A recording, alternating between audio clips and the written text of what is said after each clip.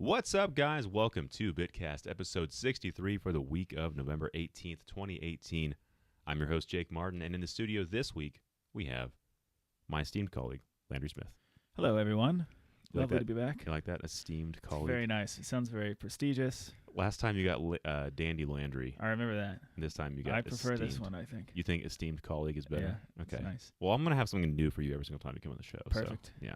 Just keep your ears to the walls because it's gonna be fun. I love a good surprise. So, one thing that I think a few people have been asking about, Matt Intiman specifically was like, "Man, what happened to the drink of the show? Why is it always water?" And I'm like, "Well, we're recording on a Monday night usually. True. I work the next day. You work the next day usually too, or Yeah. you got something going on. So we don't drink too often. But Landry, you're a pretty talented bartender. that's true. Yeah. So I think we should collaborate and make a drink of the show like an actual drink. I'd love to. I'm definitely Specialty. down for that. Certainly. Specialty cocktail. or Next something time like I'm that. on, I'll whip up a couple cocktails for us. It's like the worst. It's so bad. It's like you just pour like some beer into like some whiskey, throw a little wine on top of it, and call it a day. I can work some magic. Yeah. No. I can make a mean Manhattan, which is pretty easy. Easy enough. So I do like Manhattans. Yeah. But I don't know That's how one to of my make them favorites. well. So that's where you come in. teach you a couple. You tell tricks. me, here's the ingredients you need. Here's how you measure it out. I saw your collection, and we got everything we need. I think. Oh man. Well, except for the cherries. I'm out of the cherries right now. Oh, okay. Those Well, fancy things right there. That's all right. Yeah, If you got an orange, we can make it work. Ooh, citrus one. Gosh, Landry, you're such a good guy. All right, well, we are here today to talk about all the video game news of the week, as well as the Game Awards nominations that is happening on December 6th or December 7th. I believe it's, December 6th, the day before Smash Bros. This is kind of how I'm, like, gauging time now. It's just how close is it to Smash Bros. At this point. Outside of that, though, if you are listening, be sure to leave a review. This is actually our first video recorded one, so we don't have any fun B-roll to play right now, but usually we'll have the stuff we're talking about in the background, which I really wish we had because we're talking about Detective Pikachu and a couple other interesting things along the way. So next time we'll have that set up, and we'll also have a cooler background with the TV and the actual logo set up on there. But drink of the show today, like I was just talking about, is water. It's not very exciting, but it does look good on the table right there. And before we go into the news, I want to talk about what are you playing? So, Landry, first, what are you playing right now? I am bouncing back and forth between Red Dead Redemption, which has completely just captured my attention for the past 3 weeks, and then Pokemon Let's Go Eevee. Oh, yeah, same here. Nice. Yeah. I haven't even put as much time as I normally would into a brand new like Nintendo game that just got released, just because Red Dead's really been it's got its claws into me. Gosh. But do you think that Red Dead is almost too much? I've balanced, but especially with Let's Go, I have so much enjoyed the casual nature of Let's Go, where I can just jump in, catch a few pokes, walk down the route a little bit further and be like, oh man, this guy's trying to battle me right now. I'm going to use my Eevee with all these stupid moves that she knows now. And I totally agree with you on that. I've been playing Pokemon Let's Go kind of as I fall asleep at night because it is so relaxing and chill. You fall asleep with the game on just like on your stomach? Well, yeah. Well, oftentimes, yeah. My wife will just constantly like wake up in the middle of the night and like take care of Turn the game off for you? Like, yeah. Oh, that's it's nice. very sweet. Man, yeah. I can't tell you the last time I've done that. That's impressive. No, I know. You're No, I dedicated. really don't do that every night, but I just like to get like 30 minutes in before I go to sleep. But Red Dead Redemption, is it too much? I think the first 10 hours, yes. They just teach you so many mechanics up front. Mm-hmm. And there are so many mechanics in the game. But I really enjoy it. And I'm the type of Rockstar game player where I'll just go from mission to mission to mission. I don't get sidetracked too much with like hunting or any of the side quests or anything really. So I really enjoy progressing the story, all the characters, the writing's on point. I'm not a big Grand Theft Auto fan. It's a little too satirical. I think it's poor satire, but that's just my personal opinion. It's too realistic. Yeah, and but Red Dead is just, they kind of throw out the satire, and it's just a good story all around. And I love the autonomy, like the player choice you have with Arthur to kind of play black hat, white hat, and even though the control scheme is pretty terrible. Like I constantly accidentally kill people or run things over. It feels like a Rockstar game. Yeah, it definitely does. A lot Which of times. is the one major complaint I think I have with the game. I'm fine with the slowed down nature of it because to me it kind of ingrains you in that Western mythology, Right. which I think is a strength of the game. I can see why people don't necessarily prefer it, but I don't think it's right to criticize it for that because I think they hit the mark they were aiming for. Right. No, I don't know that that's going to have as much mass appeal as Grand Theft Auto in the long run. But Right.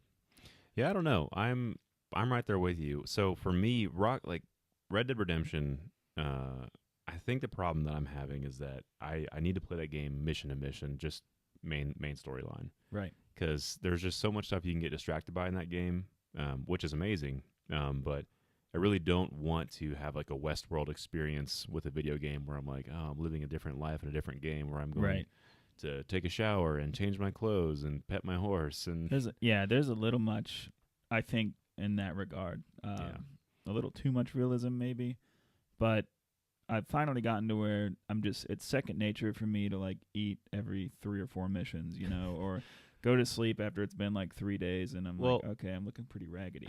And the game will tell you. The game will like tell you like, hey, you might need to eat some food pretty soon or something like that. So it's not like you have to actively monitor that stuff, but I'm just like, and I guess anybody that's listening, if you are looking to hear like updated impressions, Landry, you're actually writing like an ongoing series sort of about your experience. I've been blogging about it, and it's wordpress.unchartedrupee.com. I believe is the website. And on BitBlog, we'll share a lot of Landry's reviews on there. So yeah, if you ever want to go check out his content, his Red Dead stuff is pretty spot on. So if you ever are curious to know what an experience looks like through the entire game, it's kind of cool to check in. It's like, oh, where's Landry now? Yeah, absolutely. Thank you for the plug. I appreciate that. Absolutely, man. Absolutely. But let's go. So I don't know if you heard about this or not, but people are like review bombing Let's Go right now. Oh, really? Because it's not Pokemon or like the Pokemon game they expected. Okay, so when you say review bombing, like they're giving it poor scores? They're going on like Metacritic and other like Amazon review sites and giving it zeros. Are these are users? Mm-hmm. Yeah, I mean, internet culture, the backlash for any kind of change. I honestly, this won't be necessarily. I do think it's gonna be the popular opinion in the long run. I think almost all of the changes they've made are really good for the series. They have needed to be made for a long, long time. It's a huge quality of life improvement on almost everything in terms of how you level up your Pokemon, how you can change their natures whenever you want to. So if you are trying to be more competitive, you can do that without having to like rebreed and retrain an entire Pokemon. Yeah, I mean that was only exclusively for the hardcore Pokemon player in the past, and now they've made it much more accessible. Or if you are just kind of like, like me who really likes Pokemon, and I've got the ability to like really get into a game and spend some time with it, but I'm not going to go like pro player level and really look into all these stats, because previously you had to get on another website pretty much and look through pages and pages and pages of information, and like what type of item should my Pokemon be holding, if it's a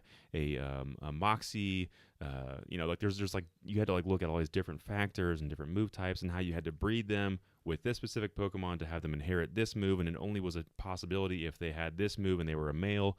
And there is just a super, super deep meta that I don't think a lot of people are even aware of exists in Pokemon.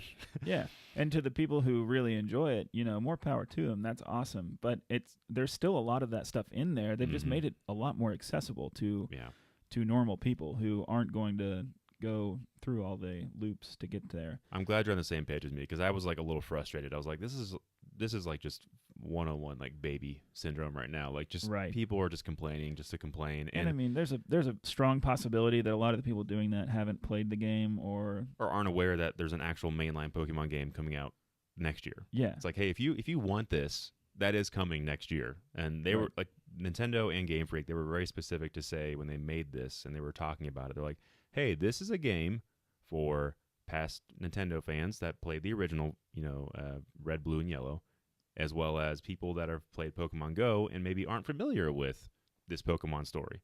Exactly. That's who it's for, And they did a really good job in the messaging when they announced Pokemon Let's Go. And I mean, I know it was to it has cover Go their in own, the name. Yeah, exactly. It's obviously for a little more of a casual fan base, but I'd argue that anybody, even the hardcore Pokemon players, can definitely have a good time with this, Oh, and yeah. probably will like it as much as any of the core titles. Yeah, and definitely if you've watched the anime at all, or if you just grew up with Pokemon, I wrote this I actually reviewed on both Amazon and Metacritic, just like put some actual ostensible reviews in there. But I was Right. just like, this game, it's surreal being able to, like, as a person that had played the original so long ago, to be able to see all these characters from the show, Brock, Misty, Team Rocket, just all these different people you recognize from the anime, like actually in the game, and real Pokemon you can see in the grass and in the field. I was like, this is amazing to me. Oh yeah, absolutely. And being able to like actually feel like you're catching them pokes, it's great. So I have super enjoyed my time with this, and it's perfect in handheld mode. And if you really want to go the extra mile, you can get the Pokeball Plus here, which is Nerd. pretty neat. And if you, I think my Pokemon's still in it. Let's see if it's, don't call me a nerd, dude. Whatever, man. I'm just kidding. Let me see. Yeah, watch this. If you shake it. Oh, wait, hold on. Have it on silent. There we go. Hey, I is got that my- Eevee? That's actually my Ivysaur in there right now. Very nice. Training up to get a Venusaur. Eevee actually, so Eevee and Pikachu, if you put them in here, they make a lot more noise. They actually sound like the Pokemon. Okay. Unfortunately, all the other ones are like, we're not going to program that many sound effects into this Pokeball. So That's fair. So it just makes the same noise over and over again. Lights up. It's pretty cool though. It's I've 10-year-old Jake would have gone nuts about this thing. Oh yeah, absolutely. I would have lost my mind. Okay, you need to stop doing that. That's what I have. And that's the only way you can get Mew. Is that correct? No, I don't think so, because that would be some garbage for sure. Yeah.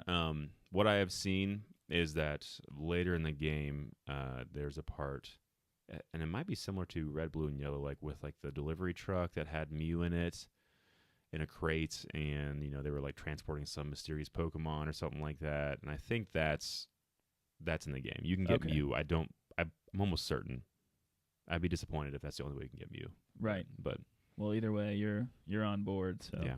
Well, I put Mew immediately in the box. I'm not going to use it until I feel like I want to. But really, I'm just trying to build up my like traditional Pokemon team of the 3 starters, Eevee, and then whoever else I feel like should be on there. Maybe a flying Pokemon, because that's cool. Absolutely. See, and this just with this game, in past Pokemon games, I've never been enticed to actually catch all of the Pokemon. That just seems dude, ridiculous. I want to catch them all. I definitely do in this one. Yeah, I mean, it's easy. catching Pokemon's really fun, really easy. I like the catching mechanic, and I actually like that battles against trainers are different than battles against Pokemon in the wild. yeah. I think that makes a lot of sense. And it makes sense. And even in the anime, really, that's how it was. Like, Right. he just threw a Pokeball to Pokemon and hoped that he caught him. Right. know? And sometimes he'd like bait him or like throw something at him to try and get him to stay closer. And that was it. Deep inside, I really hope that they change the core Pokemon titles in the future, and just everyone's gonna go crazy. I would love Just lose their minds. I would love to see that. Oh Though. gosh, it'd be like the Diablo Immortal situation. I know, yeah. That was a little bit of an overreaction as Yeah. well. But. The internet's a dumb place. Well, anyways, so that's really what we're playing right now. If you have played Let's Go, let us know your thoughts on it, because I am thoroughly enjoying it, and like I said, I'm gonna be catching all those pokes. So We'll have to do some trading. oh yeah. All right. Well, we're gonna jump into the news of the week, so we will be right back.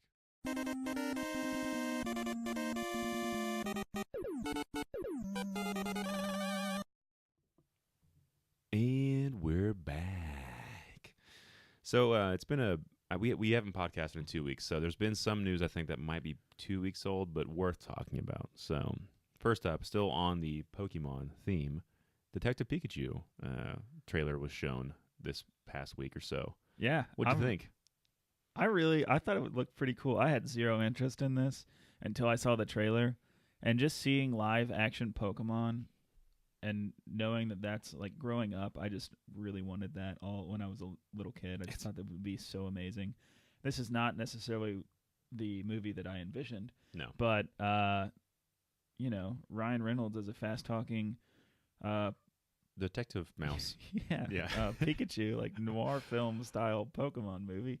It's so left field, and I realize there's a game that it's based on. I haven't played that personally. Yeah, but, neither have I. Wasn't my it cup looked of pretty tea. cool. I thought the animation style of all the Pokemon in the trailer. They look really great. So, but also kind of weird. Like a little weird. Yeah, it was a little jarring at first, but people were caught off by Pikachu, and I really thought Pikachu looked fine. Yeah.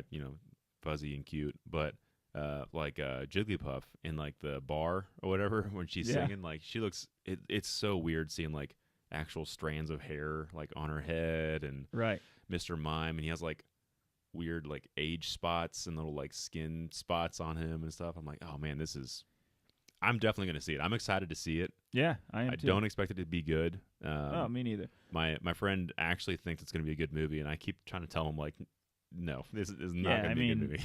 I've never heard an announcement for a video game movie and expected it to be good. No. Now, if like Legend of Zelda or Metroid got announced as a movie, I would. There's a high chance it could be good. Yeah, I think that could translate well into a film. Well, they're making a Mario movie too, so yeah, they are. I don't foresee that being great either. It's the Illumination team. I'm not a big like Despicable Me fan or Minions fan, but they're a talented team, so yeah, they've got a good engine good background or whatever. So, yeah. So I don't, next summer's when that's coming out. I'm definitely gonna go see it, but I don't expect it to be good. So Detective Pikachu. There you go, guys. So it's summer 2019. Yes. Nice. That's not too long of a wait. No. And I'm kind of glad they went with a detective, like not a full Pokemon story. I don't know if it would have translated as well. I think this is a little bit easier to kind of ease into, where Pikachu is actually able to talk. You don't have just a dialogue of the trainers kind of running around doing their own thing. So right. I guess it makes more sense. I don't know. A little bit of sad news real quick. Stan Lee has passed away. If you don't know who Stan Lee is, he is the sort of father of all Marvel Cinematic Universe, or any Marvel-related comics and all the superheroes that we're familiar with today. He was like 96 or 97, so he lived a good life. He did, yeah. He's an old man. Absolutely. Rest in peace. Yeah, R.I.P. Had a very good run though, and I'm not a huge comic book guy, to be honest. Yeah, growing up, I loved Spider-Man though. It's my favorite superhero to date. It's really the only movies that come out that I get excited for in the superhero like spectrum or realm. So I was reading an article about him recently where he actually had like a bit of a tiff with one of his other creative directors or writers. The guy who actually helped create a lot of the characters, Stan Lee, was the guy that was always the face. Mm-hmm. But there was somebody else, and obviously this is a problem because people don't know his name. Right. But they interviewed him basically, and he was just like, he's like, Stan and I, we definitely didn't have we didn't get along a lot of the times because, it was always him in the spotlight, and, we were equal partners for the most part, but everyone remembers his name basically. Right. But nonetheless, I wanted to just run real quick. What would you say your favorite Marvel movie is? My favorite Marvel movie? Oh, man. How about you talk about yours while I think about it for a second? Sprung it on you. Yeah, you did. I was way close to the mic on that one. So for me, I already thought about this. It'd be Iron Man, the original one. Very nice. Tony Stark, getting to see the cool suit in action, good storyline, getting his weapons traded illegally. And I think that was the first time, not the first time, but Iron Man was was an easier superhero to sell because really it was his suit that was kind of the part that required a lot of CGI, but it looked pretty realistic. I was pretty impressed when I saw it. I was like, this looks like a real suit, Yeah. Like when he's wearing it, it looks pretty real. And I think that's how they did it. Like half of it was real, the other halves were like CGI, so you couldn't really tell. Like they kind of mixed it up. But I remember being really impressed with Iron Man. So it was very impressive, and I think it came out in 2008. And at that time, maybe Batman Begins had come out, but those two movies I kind of think about as like the dawn of the golden age of superhero films. They started getting good exactly from there. And I think, Hollywood took notice, and they were like, we can not only throw a lot of money into this and make a lot of money off of it, but really invest time into making a good product, because the better you make it, people care about it. Exactly, yeah. And they'll now spend more money. Basically, it's, just like there are trends in Hollywood like in anything else, but like in the 50s and 60s it was Westerns, and now it's just every blockbuster movie. But one thing that I think I was reading this on The Ringer this past week, it was really interesting to me, and it was talking about Marvel films, how they've used the superhero genre to like transcend a specific genre type. Like they have like the space opera with Guardians of the Galaxy. They have like your fantasy film with Black Panther, which I still haven't seen. I need to watch that. But and then like traditional superhero movies, like detective movies. They've got all these different genres. Yeah. And then they were comparing that to Star Wars, which the recent Han Solo movie, like they're all the space opera. Like it's all the same thing. So there's going to be a lot more. Sorry about that. Some fatigue. Yeah, exactly. Audience fatigue is much more likely to happen in the Star Wars universe. I've seen this before. Exactly. I'm sick of this. So I do think it's cool that Disney has used the Marvel property the way they've used it. Oh, yeah. And I think my personal favorite is, did you say comic book movie or Marvel movie? Well, Marvel. Marvel, okay. Yeah. Guardians of the Galaxy. Oh, so good. It is so good. Good choice. And it just caught me off guard. I'd never heard of the comic. Yeah, I didn't know the characters either. And at the time, I was coming hot off of Parks and the Rec and Chris Pratt. Chris Pratt. I was like, this guy's amazing. And then, I saw the trailer. I was like, is that Chris Pratt? There's no way that he made that kind of turnaround. Dude, he slimmed down and looked a lot different in comparison to Parks and Rec when he first started to Guardians of the Galaxy. It's amazing. Yeah, it really is. It was definitely shocking, but yeah, no, who knew that he could be a leading man? I'm gonna have to turn my phone off. I'm sorry. He's a popular guy, man. Yeah. Funny, good story. I mean, it had all the things you needed. So it really did. Jeez, guys, dude, it's fantasy. I don't know what that is, to be honest. It's a text message. So normally I don't even bring my phone in for reasons like this. I always forget I have it. No, dude, you just you're a well sought after guy. People want to talk to you. It's fine, man. I have no friends texting me, so it's fine. So R.I.P. Stan Lee. I think he ended, honestly, if you think about where Marvel was in like the early 2000s, they were in a bad place. Like they had sold off Spider-Man already to Sony to keep their studio afloat, to try and keep things going. People were not buying comics. I would still say comics are not really a very popular form of media today. Right. And I think it really was, the Iron Man got them started, basically. Right. It was like, oh, this is actually good. Because they had tried the Hulk before that. And it was not good. No, and they brought on Ang Lee coming off of Brokeback Mountain and, like, Academy Awards. Like, I'm a pretty big film follower, so I remember getting really pumped about that. I was like, oh, man, this is going to, like, transcend the superhero genre. It was so bad. It was, you could see where a lot of, like, the creative passion was put into it. There were a lot of, he tried a lot of unique things, but, yeah, it definitely fell flat for sure. Yeah. So there you have it. If you have a favorite Marvel movie, let us know what it is. We'll talk about it next time. So PUBG is coming out to PS4. Nothing really much to say about this. I just wanted to hear your thoughts. On December 7th. Oh, wow. Pretty big Smash day. Bros. Yeah, my sister gets married that day, too. Oh, man. So shout out to Nicole. Yeah, no one's going to be playing PUBG. Sorry. Yeah. Smash Bros. Is happening. Unless you're one of those people that just has a PlayStation, I guess. Yeah, I mean, I don't know that those audiences cross over all that much, but I mean, everybody plays Smash Brothers, right? You have a soul. If I'm gonna be, if there's anything I'm playing December 7th and then on, it's gonna be Smash Bros. Yeah, the rest of the year, it's definitely gonna be Smash Bros. For me. This is cool news. I mean, I think PUBG was associated with PC only for a long time, and then it came on to Xbox consoles, and it's been a rough launch on Xbox. And honestly, I thought Microsoft owned the IP, or they had one of their studios behind it. So I guess that was me. I guess not. This news shocked me because I had previously thought that, but that's pretty cool. Who knows? But it's coming December 7th.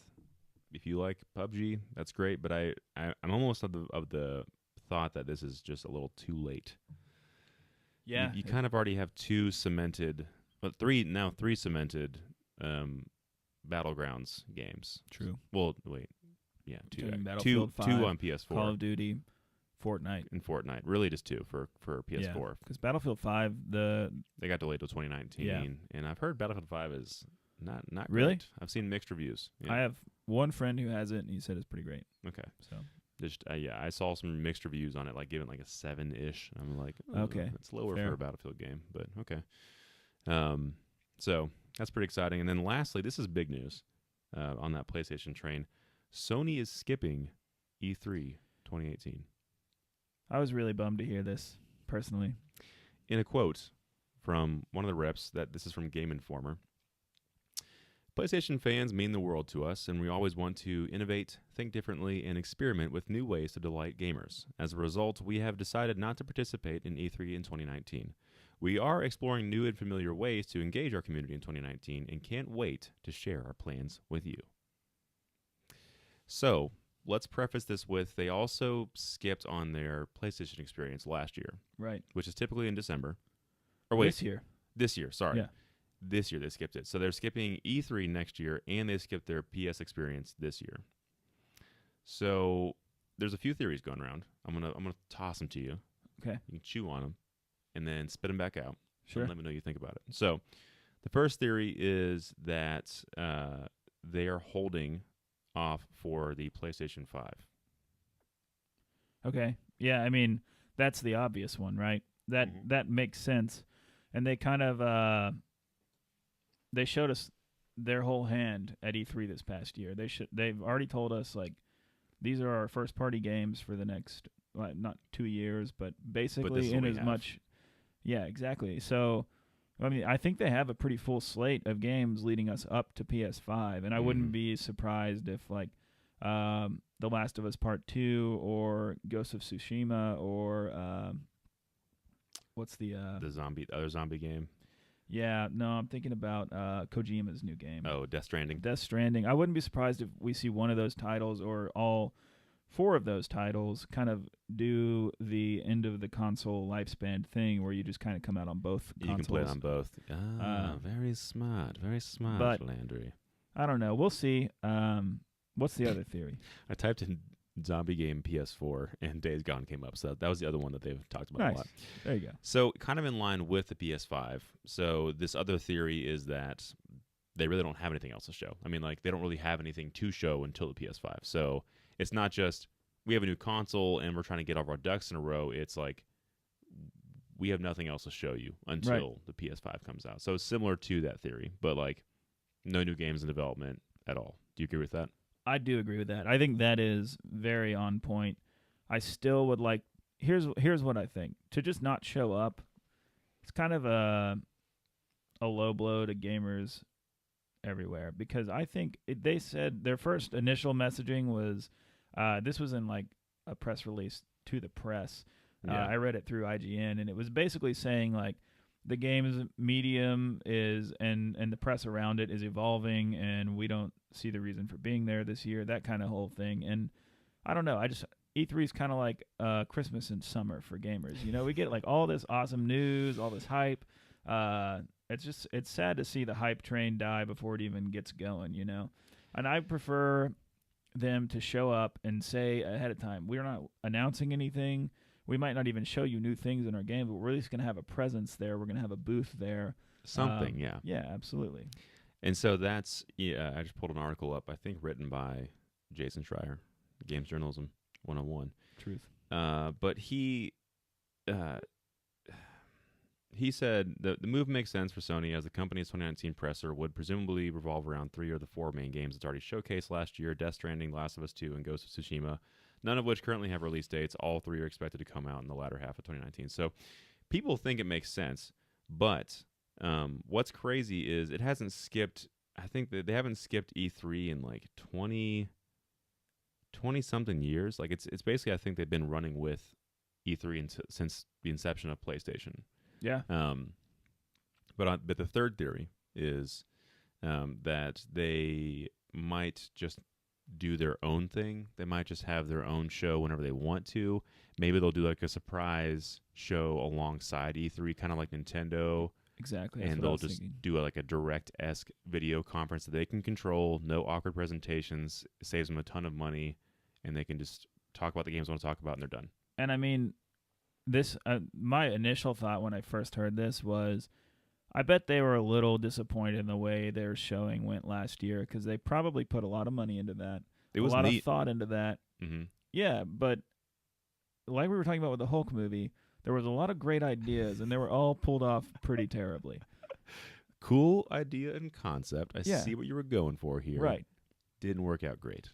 You essentially, I don't know if you watched that live, but I watched it. yeah, I I just did too. sat there for forever. 2 and hours watched. and 45 minutes. and you probably got about an hour and a half of content. Because you're And- waiting for people to switch in between the two. Yeah, or play the Rooms. flute for a very long time, which I thought it was pretty cool. I like, I think live music, but I- it's strange. being there would be so cool. I completely agree with that. That would have been such a fun experience because, like, wow, this is awesome. It's like very atmospheric. They're tying this in with the game. and Absolutely. it's all an experience.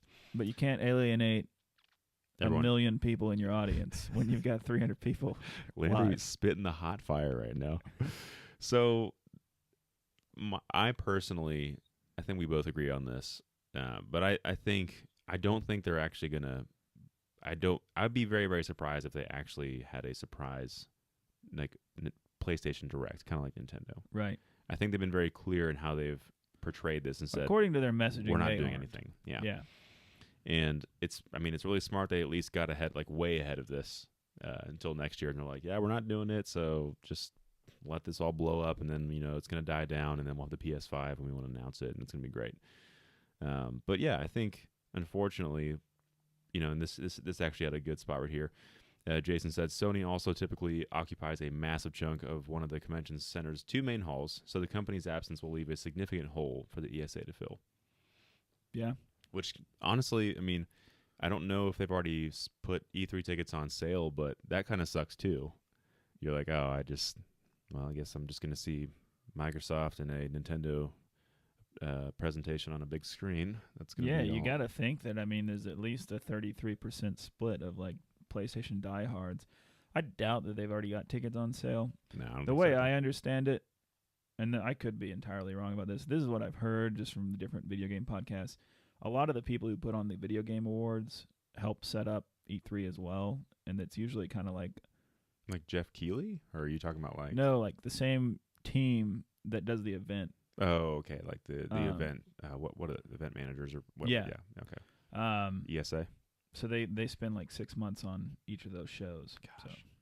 It's crazy how much traction the Game Awards have kind of built up over Yeah. the years. I haven't always been a big Game Awards guy. The first few times I watched, I was like, this is kind of awkward. This is kind of bad. It's getting better every year, but you're right entirely. The first few years were rough, but last year I really enjoyed the presentation. There was a few awkward moments, but that's... Always love getting a few great game awards announcements. I was going to ask you something, actually. Well, I'll save it for when we talk about that as a topic. Okay, put a pin in that. Because I think we're honestly done. I think that was the last news segment, so we can actually segue perfectly into our main topic of the show, which is the Game Awards. Nice. We will be right back.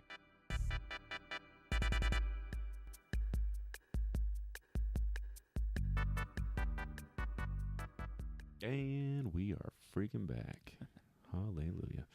So, Game Awards, Game December 6th at 9 p.m. Eastern Time. So, one day before Smash Bros. Thank Yes. goodness. Or the night before it comes out. So, I don't think I'm thinking of this correctly, but does Smash Bros. Come out December 7th? So, therefore, that means that December 6th at midnight, we can download it? In theory. Yes. Perfect. Should be wonderful, yeah. We'll watch the Game Awards. I'll be downloading Smash, and I'll play it immediately that night. That's going to be interesting because I feel like a lot of people are going to be at GameStop at 9 o'clock or 12 a.m. to buy their physical copy of Smash Brothers. It's also the Game Awards audience. This is the one time that I will definitely not be buying a physical copy for my Switch. I think I might also follow your lead there download. and go digital. I got Mario Kart 8 on digital. It's great. One of the only ones I bought digital. Having that, Mario Kart, and I think having Smash Bros. On direct download, because like just being able to start the game up immediately when you want to and just play anywhere. It's so convenient. I can't wait. I love having a collection of video games, but the convenience of having digital games it's almost got me. We're almost there, and I think PS5 and there's been some rumors of the new Xbox kind of foregoing just being physical like a streaming media. box. They tried that last time, didn't work very well. So I don't imagine that they're going to fully commit to it. They probably have two consoles where it's like here's one that's all digital and here's one that still has. I think we're the there disc though, reader. man. I think the next generation is going to do that, and I think we're at a place where it can be feasible. Technology. Really, what we got to do is get the file sizes down. Nintendo needs to share their secret or sell it off to The everyone compression else. algorithms, just like it really is like an episode of Silicon Valley. It really is. All right, so we're going to run through just 6 topics on the Game Awards. Game of the Year, Best Ongoing Game, because that's an interesting just category that just came out of nowhere recently. Best Narrative, so Best Story. Best Art Direction, which I think is impressive, or an important part of games. Best Score and Music, because I love music in games. And then Best Indie Game. So kind of the main topics, you know. I like it. And if I see one that's interesting here, I'll pull it up. But okay. So for the Game of the you want to say Game of the Year for last? Yeah, that makes sense. All right. So first up, we have Best Ongoing Game. All right. Okay. And the nominees for Best Ongoing Game are Destiny 2, Fortnite, No Man's Sky, which is surprising. That is, yeah. Overwatch, which is not surprising, and Tom Clancy's Rainbow Six Siege, which is awesome. Yeah. I've been really interested to see how Rainbow Six Siege has kind of made a resurgence this year, because it initially launched to pretty, I won't say poor reviews, because I don't remember how the reviews were, but it seemed a poor reception from the community. Yeah, it didn't quiet. seem... Quiet is a great word People for it. were just like, okay, yeah, it's out. Great. But I've heard that it's gotten a lot of support. Yeah. And that's great. They have been kicking butt and like just updating that game over and over and over again to make it better and better, and people love it. People love Rainbow Six. So, but out of this list, what would you say your predicted winner is? Probably. Oh, it's got to be Fortnite. Yeah, I mean, it's a cultural revolution, and with the launching, I believe it launched on mobile this year, right? Mm-hmm. It's crazy. It feels they're like that going was to 3 win, years no ago. doubt. Yeah, no, they are going to win. This one's locked and loaded, but I just think it really is crazy. There are very few things that I can think of, maybe Minecraft in the past 10 years, that have been as important as Fortnite has been.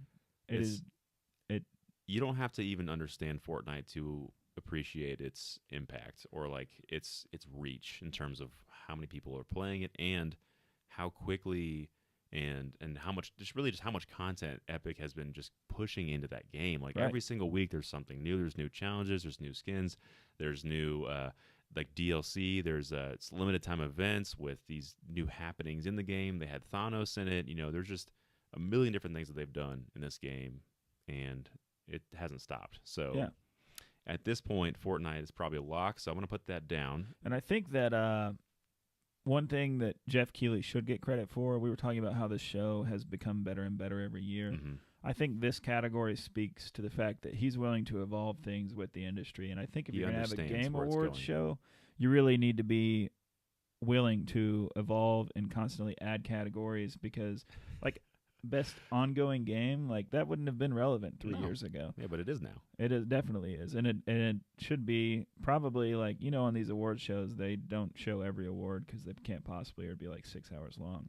But this should be one that is celebrated. I think is one of the main awards that they, because it takes really a lot. televise. I mean, you have to have a big team or a very talented team to be able to continually update a game. And so that's one thing that I noticed about this list. All of these are pretty huge developers. You have Activision, Bungie, Epic Games, Blizzard, and Ubisoft Montreal. But what's actually pretty impressive and kind of sad is the No Man's Sky. Right. Hello Games, small team. Right. And these guys have just busted their ass to like fix that game as much as they can. And this most recent update, everyone said was great, and they seem to like it. But unfortunately, I think it's one of those things where it came in so late, like 2 years beyond the game's initial concept and inception, that this is just like people pretty much have given up on No Man's Sky at this point. Right. So like, oh, that's sad. But I mean, if you think about it, all the hype they got, a small team, like you said, they got their game into the hands of millions of players. Yeah. And a lot of that was due to it wasn't necessarily a false promise. It was a delayed promise. Yes. But, yeah, delayed promise. There you go. That's a good way to say it. But still, I mean, I don't necessarily feel bad for them. And I think, you know, in the future, they'll hopefully learn from their mistakes and crank out another great game that, you know. They will. Sean Murray and his team, they have some really interesting ideas that have not been tried anywhere else. And I think the idea of a what's generated? What's it called? Random generated. Is that right? No, it's not, but it's close enough. Where it's just continually, it just adapts and changes and keeps building and building and building, and that you're never going to experience the same thing somewhere. Yeah. It's always going to be different. Right. What's that called? Why am I blanking on that? I don't know. I'm blanking phrase? on it too. Dang it. But no, You were close. And you've seen No Man's Sky's formula kind of be emulated already since its inception, and maybe done better in a couple different instances. But still, I think it was a really brilliant concept. Maybe not executed quite as well as it should have been at first, but I'm glad they're in that category. I think they deserve recognition for what they've done. I'm trying to see. Procedural generation. That's what it is. There Thank you go. Gosh. I had my Google searches are hilarious. What is the type of level design that is randomly generated? Nice. Procedural generated. There we go. Got it. That's a great question to ask Google. Very clear and concise. All right. Best narrative nominees. Okay, this is from GameStop, by the way, or sorry, GameSpot, by the way. And this article is written by Steve Watts over at GameSpot. So thank you for this great list. So best narrative. So this is kind of like best story. We have Detroit's Become Human by Quantic Dreams, God of War, which is Sony Santa Monica, Life is Strange 2, Episode 1, which is Don't Nod Entertainment and Square Enix. You have Marvel's Spider-Man, which is Insomniac Games and Sony Interactive Entertainment, and then Red Dead Redemption 2, Rockstar. Very nice. Quick note, 1, 2, 3. Yeah, 3 of these games were also like produced by Sony Interactive Entertainment, which is pretty cool. Interactive. That is really cool. A lot of story games. I think the winner here is going to be God of War. If it was me personally, yeah, me too, I would go Red Dead. But the winner, I do believe, will be God of War. The only reason being, and this is unfair because I haven't finished Red Dead yet, I feel like the narrative slips in the latter half. The last act, really, the third act of God of War. I think there's a little, what is it, Atreus? Is that his name? Atreus. Well done. Yeah. Boy. He just kind of makes a switch that there really isn't enough narrative reason for the way he behaves, and then he switches right back. Yeah. All of a sudden, and it's. I do wish there was like a little forced, a little more fleshed out right there at the end. Yeah. Yeah, and I also think that there was enough space in the game to let that happen. They kind of whiffed on that. But overall, pretty good narrative. I do think God of War is a little overrated, but that's just me. I know that that's not a popular opinion, and I'm not going to back that up with a reason right now. You're afraid to back it up too much. No, I'm not. I'll write about it one day. God of War, for me, would be my winner, and I think my nomination right now just would be God of War also. Fair. And I think it's probably a better chance of winning because it's a more compact story. It's very streamlined, and I do appreciate that about its narrative. I think I was thinking about this the other day. Red Dead Redemption is like getting 6 seasons of one show all at once. Yes, it is. You're kind of binging the whole time. Yeah, you're binge watching the entire thing, and I mean, there's so many outside characters. Yeah, it is. It's tough. I mean, I won't be surprised if I put down Red Dead. I did this with the first Red Dead Redemption. I put it down for like a year and came back to it. Like once I got to Mexico, I was like, wow, this is great. I'm going to tap out for a little while. Came back to it a year later, beat it. Loved of my 5 favorite games. But yeah, it's just, a 60, 70 hour story when you're doing the same gameplay loop over and over again, and really what equates to watching a show. I bet there's at least, there's got to be at least 20 hours of cutscenes in that game. Oh, yeah, and half of the time you're spending in that game, you're just riding a horse across a giant field, and you're like, true. All right. Yeah. This is not that fun, actually. Yeah, fair. Not really getting a story out of this right now. But I do think the writing in Red Dead Redemption is amazing. Some of the best I've ever seen, and because it's also it's all varied. It's all you hear an offbeat story and you're like, oh, this isn't gonna be that great, and then you actually follow the story beat and you're like, oh wow, they really fleshed that out. Actually, there was like, oh yeah, this character, and I cared about this person, and there was like, unlike I feel like The Witcher gets praised a lot for this, and we were talking about this, incredible in what they were able to do as well. But I think you start seeing repetitive story arcs in the side quests. You're like, okay, I'm going to kill some wraiths. Oh, this guy did something bad. I gotta go kill some wraiths. Oh, looks like we got some guys over here. Gotta go kill some wraiths. There was a lot of those stories I was encountering over and over again. I was like, this isn't great. Yeah, and I mean, you could argue that a lot of the missions end in a shootout in Red Dead. That is the main mechanic. But the way that they get you there is, there's so much mission variance in that game. And you're talking to your party mates like along the Yeah, way. you've got you hear stories. 20 people in your gang that you're going out with on these different missions, and that's a lot of different characters to introduce. And you might think that, some of those characters would get lost in the shuffle, but it seems like, so far in my experience, that every character's fleshed out. And I think that's a real genuine feat. They spent a lot of time making sure each person had something that was interesting about them. I've noticed. Right. You have Micah, who's kind of the a-hole, and you're like, I don't want to deal with that guy. And then you have, I'm blanking on a lot of these people's names right now, but Jeremiah, I like him a lot. Yeah. He's a cool guy. You got Marston, who we kind of know his sort of backstory. Like, oh, how does he end up like he is in Red Dead? So it's really cool to see those progressions. And even with, who's the main guy, your camper? Arthur. Yeah. Arthur Morgan. Dutch Vanderlyn. Dutch, thank you. Yeah, Dutch, kind of seeing him sort of change as the story progresses too. You're right. Like, oh, this is interesting. Where's this going? Yeah, for sure. So, anyways, I think overall there's a category for best game direction, and I feel like Red Dead will win in that one because it's all the same exact stories except for A Way Out, which is kind of funny that it's on there. I don't know. I think Cory Barlog is going to win best game direction just because I don't know if you remember when God of War came out. He was doing work, man. It seemed like he was on every podcast, every YouTuber. That is true. Every website, and I think a lot of these award shows have a little. I mean, if it's anything like the Oscars, there's a lot of politics involved. Which I think that's kind of human nature. Yeah. If you get to know somebody a little better, you're gonna get a little bit of bias. Yeah, exactly. Yeah. No matter how unbiased an award ceremony is supposed to be. They apparently, so one of the guys I was listening to in a podcast, the voting jury on this is pretty extensive. They have a pretty intense process for how all these categories are picked, and I think you're not even allowed to be a judge on a panel for one of these categories if you haven't played all the games. Right, and I think that's amazing. Yeah, that's you have to play the game, or else you don't have a good vote on what's actually deserves it. And that makes sense. I haven't played Detroit Become Human, but I think I played all the other games that were in that category of the story. And I haven't heard enough about that game to make me think it's going to win. That's just my general take. Yeah, I've heard it's really good. I have a friend, buddy Ryan Darling, who's played through it all, and he's told me that it's a really great narrative story.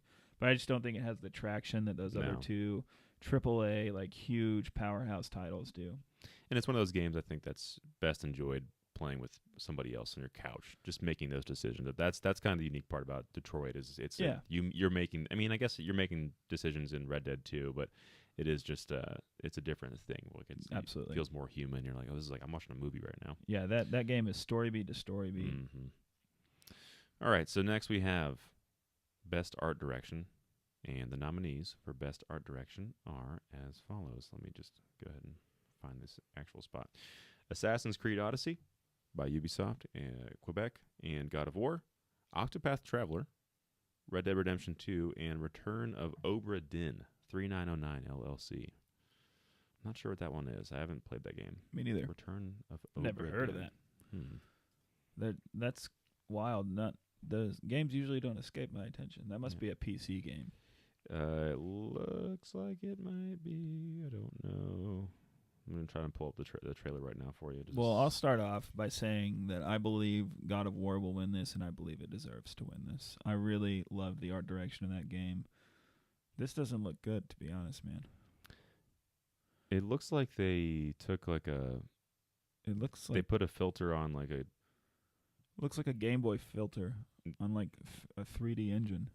I think that's what it is. That's exactly what it is. Everything has little speckles that are kind of, that's what it looks like.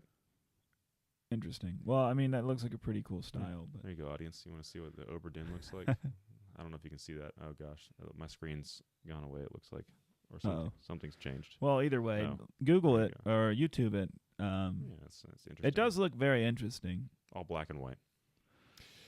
But sorry, I was kind of. I just love the Norse mythology that they incorporated into the art direction, and all of the models looked amazing. So cool. It seemed to have a lot of Game of Thrones, White Walker character design influence. Yeah, and going into Helheim, and all these different Norse worlds that you hear about, and I think God of War.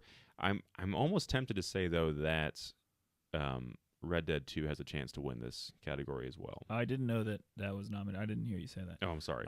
Yes. I thought that was weird that it would have been omitted. Yeah, Red Dead is such an incredible technical feat, and that game looks so good. But another thing about the art direction in God of War was the decision to have the one camera shot. Ooh. And I think that's really going to take it. Yeah, you're right. I mean, that was pretty I forgot about innovative, and the game never felt. You never felt like you stopped. It was just Exactly. like it's you have a constant feel of motion through that entire game. yeah, and everything was framed so perfectly in that game. That was pretty phenomenal. Yeah, you're right. But man, this one I'm actually kind of split on. Like, Red Dead 2 is one of the most gorgeous and graphically impressive and technologically impressive games I've ever seen. It's true. On just a standard PS4, like, I am blown away by how it looks. 1080p, holy standard PS4. crap, this looks good. Like, I can't imagine how good this looks on a good TV and a stronger system. I can't imagine it looking any better than it looks on my TV. I'm just like, it's so incredible. All of the detail is wild. But I don't think technical detail is the same as art direction, and I think as far as art direction goes, God of War takes it. Okay, for so me you say God of War. I'm going to be different this time. Okay. I'm going to say Red Dead 2. I like it. Okay, so this is going to be Landry's vote, and Jake says Red Dead 2, RDR2. I can't believe Octopath Traveler got a nomination. That's disgusting. Well, I think it is good art direction. I think they did something really interesting with that type of art style. Where they're like, hey, we have 16-bit graphics that people love, but let's make it more interesting and add these lighting effects to it to kind of give it a 3D scape. Yeah, no, you're right. The cool. pop-up book thing was really nice. Cool. It's cool. It was. I'm sorry. I'm bitter. I spent 70 hours in that game, and I regret it. I haven't finished it. I don't think I'm going to now off your review. Yeah, fair. So, best score and music. So this one, this is gonna be tough because I know all of these except for Ni no Kuni 2. So excuse me for a second. Yeah, that's gross. So first up is Celeste. Nice. Great soundtrack. God of War, also great. Agreed. Marvel's Spider-Man, also dope. Ni no Kuni 2. It's got Joe Hisaishi, who is the composer for all of the Miyazaki films. Oh, wow. Yeah, so he's super talented as well, and I know that the music's good. I love Ni no Kuni 1. I have not played Ni no Kuni 2 yet. Yeah, I'm very. Again, it was a very grindy JRPG, so I'm like, I want to stay off of that one probably. Yeah, fair. Octopath Traveler, which was also great music in that game. Really good music. I listen to that soundtrack all the time.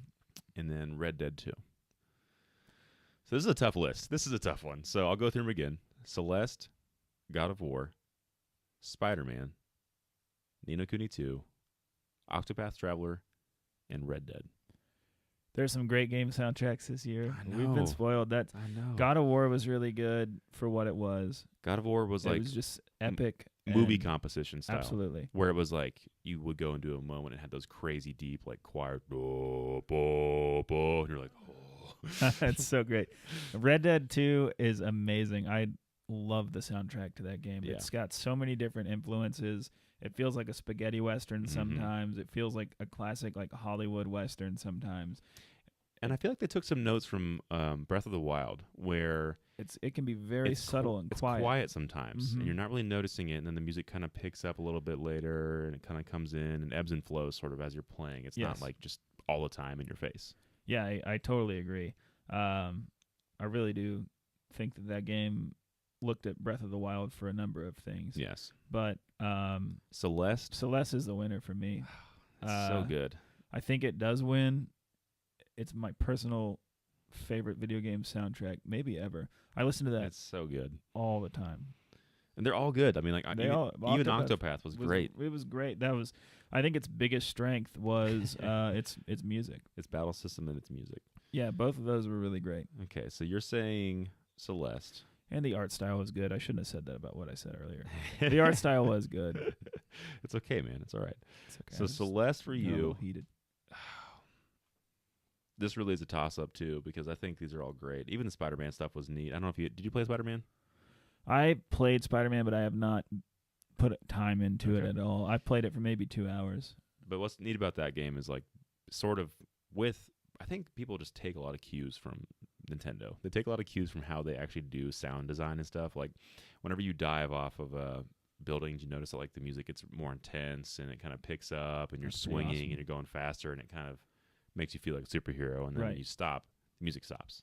You know, it's like and it just kind of cuts off. That's And awesome. you're like, oh, that was cool. For me, I feel like that might be more of a sound, like for that category, that might be more of a sound design award Yeah. for Spider-Man. there's an audio design thing, and Spider-Man's in there, so that could be what it is. Yeah, too. and I heard that. But Call of Duty is always in there, and they do pretty good work on their sound design. Red Dead is also in there. God of War's in there. I don't know. Those could all win for audio design also. True. I would say, gosh, I'm really torn on this one. I'm between God of War and Celeste, because God of War really employed a lot of like unique sounds, whereas Celeste was a full kind of digital orchestrated album. Yeah. That kind of picked up as you got further into the level. So I'm going to say God of War, just to be interesting. I'm going with Celeste. But I love Celeste. Yeah, I listen to Celeste album all the time. Yeah, that soundtrack was amazing. It's dope. All right, then our last category we're going to be talking about today, the best indie game. And this was a great year for indie games. Yes, it was. I have not played all of these, so this is unfortunate. But Maybe between both of us we have. We'll see. I've played most of these, so let me... Okay. So, Celeste. Probably the winner. That's easily the winner for me. That's my game of the year right now. Dead Cells, which was also I love that game. really, really good. I've been playing the crap out of that game. It's everything that kind of I think I disliked about. If there were things that I disliked about Hollow Knight, Dead Cells just kind of did everything correctly. But it's also a roguelike, so it's a little bit Agreed. different. But it's great. Yeah. Totally agree. Into the Breach. Also picked that game up. Did you? Yeah, it's great. Nice. Great for people that are into that type of like over the top strategy game where you're just kind of commanding units to move around and take things out. It's kind of, you got this like, oh gosh, what are the giant Japanese monsters called? Godzilla? Kaiju. Yeah, I think so. you're right. Return of the Obra Dinn, the game we have not played, Right. and The Messenger, which I have played and is great. Yes. Well, the first half is great. Yeah, and then it kind of gets a little weird later. So for you, you'd say Celeste out of this list? Yeah, and it's not even close for me. I think Celeste is a 10 out of 10 masterpiece, Yeah. and I think The Messenger was really good, but and this may not be. I may go back and play this game in 3 years and think it's amazing, but the second half of that game, you have to retread through the levels so much, and I'm already so burnt out on the Metroidvania genre. Yes. I really love the mechanics. It plays tight. It looks amazing. The 8-bit and 16-bit look great. The music in that game is actually pretty dope. Really enjoyed the It is good too, yeah. soundtrack to that. Good stuff this But- year, good stuff. But, I mean, I think Dead Cells is another really just remarkable indie game. I would give that maybe like an 8.5 or a 9 right now. And I haven't beaten it yet, but I've put at least 20 hours into it. I love that game. It's a really easy game to come back to and just play through. It takes me a second to get used to the controls again. Yeah, absolutely. Yeah. I'll put it down for a couple weeks, and that first run through, you usually get your butt kicked pretty good. I feel like it's the same Right. with Celeste probably too. If I try to go back and play Celeste right now, I'd be like, ooh, my muscle memory is not where it needs to be. I forget how to play for this sure. game. It's got to warm up on level 1 gotta do before you get into anything the too challenging. The dashing and the wall clinging. Oh man. All right, well there you have it. So we had we got to do the big one. the game of the year. So the GOTY. The nominees for game of the year, and this is the big one. Assassin's Creed Odyssey, which I have not played, but I've heard a lot of people talk about this game and how much they like it. Yeah, it seems to really be dominating a lot of the conversation over the past month. And I'm not a big Assassin's Creed guy. In Origins, I thought last year was going to be the one that like really, took the franchise to another place. But it seemed that it didn't fall flat. It seemed like everybody bought it and was really pleased with it and just never played it after like a couple of weeks. At least that was my experience in talking to people. But people seem to really like Odyssey a lot. And Ancient Greece, I mean, you couldn't really pick a more enticing setting, I think. And story. So I know I listen to a lot of podcasts. I listen to like kind of funny guys, and Greg's all about this game. And basically, what he was saying was like, he just loves the stories in this one as well. Like all the side missions in this game feel like they are really fully fleshed out, and there's like funny things that happen. It's you care about the characters again. It's interesting, so it's cool that it's on there. I'm glad that Ubisoft kind of figured out a good mix finally. It seems like they've been kind of on the decline for a while after, but they picked for it sure. back up. That's awesome. Celeste. Yeah, I'm so happy to see it get a nomination. That's cool that it got nominated. I know for it won't Game of the Year. win, but I think the nomination for that game alone is huge. That says a lot about the game, honestly. Absolutely. God of War, obviously. Yes. Marvel's Spider-Man, Monster Hunter World, and Red Dead 2. Okay. I think God of War wins, and I think in 5 years, everyone's going to be like, how the hell did this happen? How did we overlook Red Dead 2?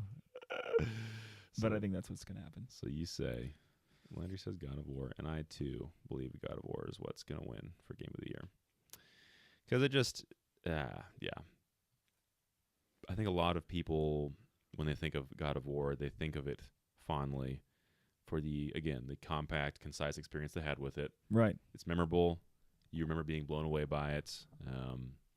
This was a total redesign of what God of War even was. So that there's even a story within that, like how the team over at Santa Monica kind of came together and said, "Hey, we're going to change this story and make it better. Like we're sick of what Kratos is now. We're not that team anymore, and so we're gonna be this team now." Yeah, and Kratos, I don't think Kratos could have existed in his old form in 2018. No. He's just like angry and just angry, very like WWE superstar. He's just so like hyper aggressive. That's a perfect analogy or comparison. So I think God of War will win Game of the Year. That's official. It's official. BitCast. You heard it here first. Dictated. But I think one thing that I think honorable mention will probably go to, I don't know. I mean, Red Dead. Someone was asking about this. Do you think that there's recency bias with a lot of these games? So Red Dead just came out, and so it's a lot more fresh in people's minds. But I just don't think people look at Red Dead as they did in like God of War. It's just different. It's a different. It's completely different, and I think that Red Dead plays more like an art film than it does like an entertainment property. Right. You really have to put a lot into it. You have to be engaged with it. And a lot of people who go to sit down and play video games just kind of want to take a load off and not really think about the experience. God of War is a fast-paced, action-packed, like just kind of you don't check out necessarily. I mean, the writing's great, the narrative's great, but just makes incredibly entertaining. Like, and I think one thing that we kind of forgot to talk about with God of War is the actual gameplay itself. Yeah, it's just really tight and really clean. It's super tight. Yeah, it really is. Like getting to throw your axe. And the gameplay is great. Yeah. So I think that's probably where most people will land. They're just like, yeah, both are incredible. All these games are incredible. But they are, yeah. It's a good year of gaming for sure. Truly. So there you have it, guys. That is our official run-through of just 6 of the things. There's a couple on here we can run through. I mean, I can read some of these off.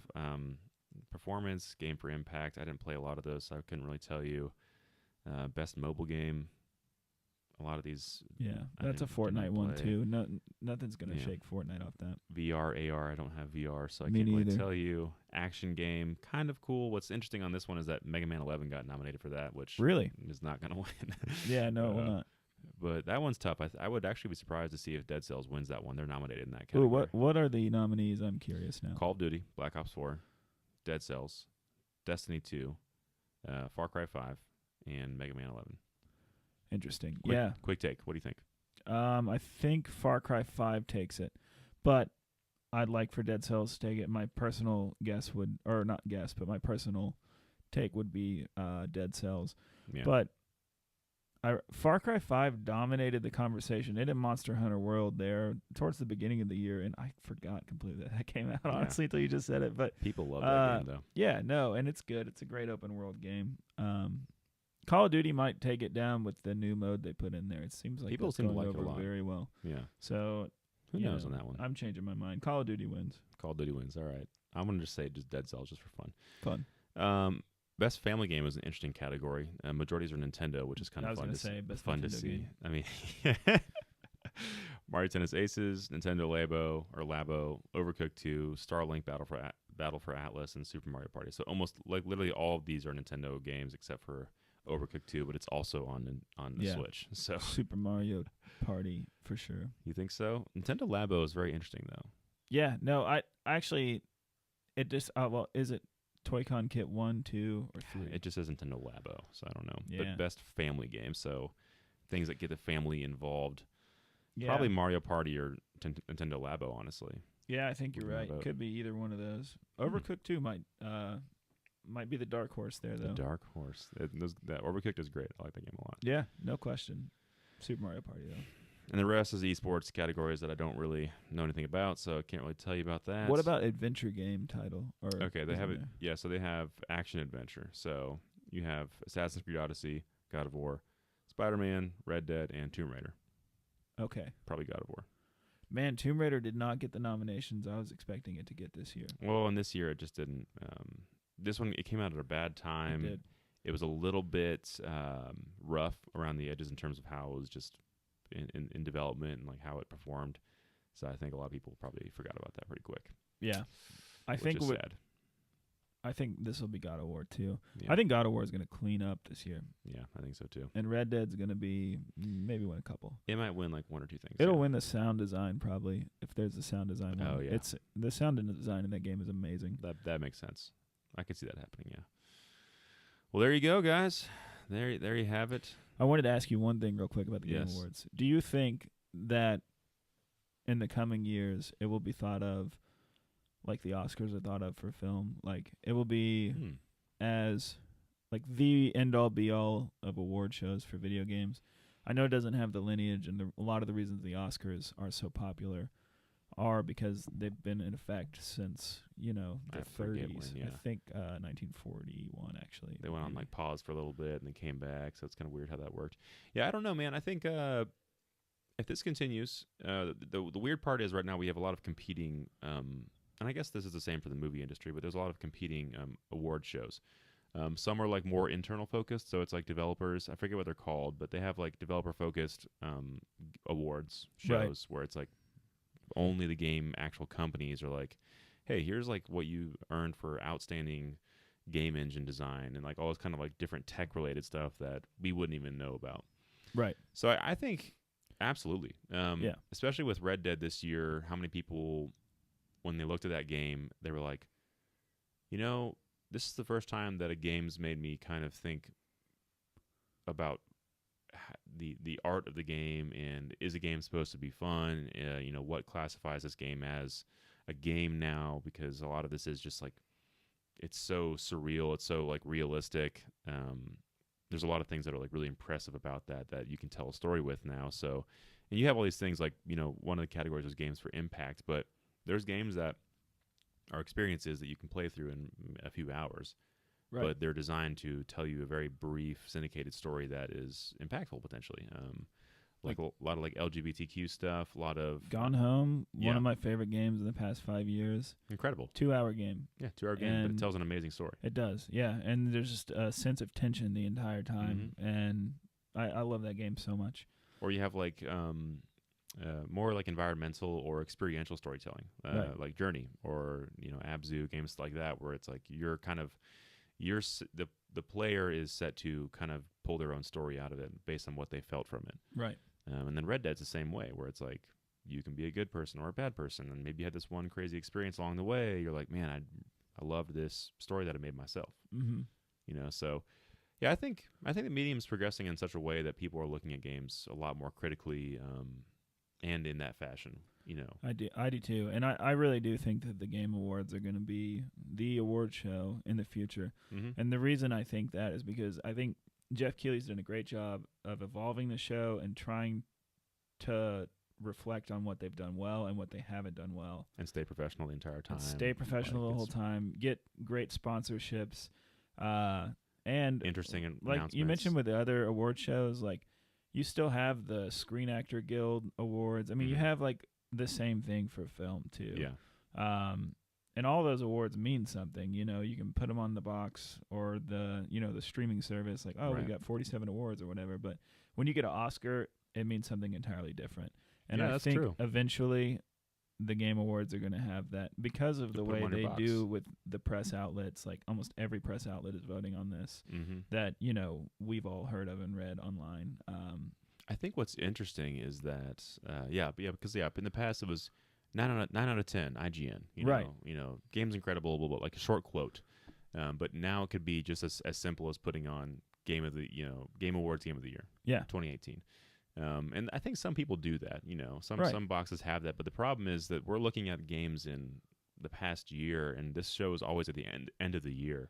That's true. So a lot of companies are required, or like a lot of companies, if they wanted to capitalize on having that on their art box or on their box, they'd have to reprint all their labels or release a Game of the Year edition. Like sometimes they do. Right. Like a lot of games will have the Game of the Year edition where they want to make sure people know this was Game of the Year and it includes all our DLC. And Yeah, but that There might you not go. be an issue with the next batch of systems when you're in a digital storefront. this you know? is very true. So You can release them whenever you want to, and Right. quicker turnaround time. Amazing. And of course it'd be like on the actual, like the storefront when you go there and says, "Hey, this is the Game of the Year." right. It's like immediate. Oh man, everything's changing. So fast. Cool. All right. Well, unfortunately, ladies and gentlemen, that is the end of our podcast. Remember, BitCast is a sort of weekly podcast that covers most things video games and pop culture. Landry, thank you so much for being on the show. Thanks for having me, man. This It's has always fun. It's been great. First video back.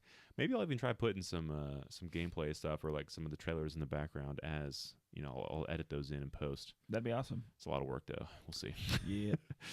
Be sure to go to bitbloggers.com and check out all of our most recent articles and reviews.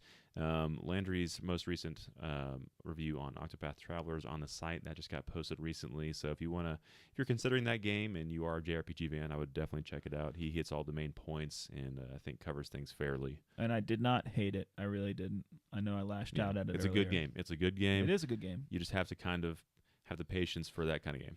It's just that. Yeah.